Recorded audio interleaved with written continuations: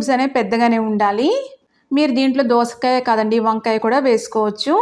కొద్దిగా ఆయిల్ మాత్రం పడుతుంది అంతే. ఇంకా మనకి దాంట్లో తాలింపు కానీ ఏమీ ఉండదండి. ఒక్కసారి ఇలా కలిపేసుకోండి. ఇప్పుడు దీన్నంతటిని కూడా సిమ్‌లో మనం స్టవ్ మీద పెట్టుకోవాలి. పైన ఇలా నీళ్ళ గిన్నె పెట్టుకోవాలండి. పెట్టుకొని ఒక 5 నిమిషాలు మనం దగ్గరగా మగ్గించుకోవాలి. మధ్య మధ్యలో కలుపుకుంటూ ఉండండి. మనకి ఇలా దగ్గరగా మగ్గిపోవాలి.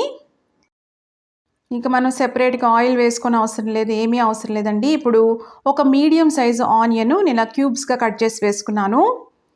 అలాగే 5, 6 వెల్లుల్లి రేకులు పొట్టు తీసి వేసుకోవాలి. ఈ పచ్చడిలో వంకాయ వేసుకున్నా కూడా చాలా బాగుంటుంది.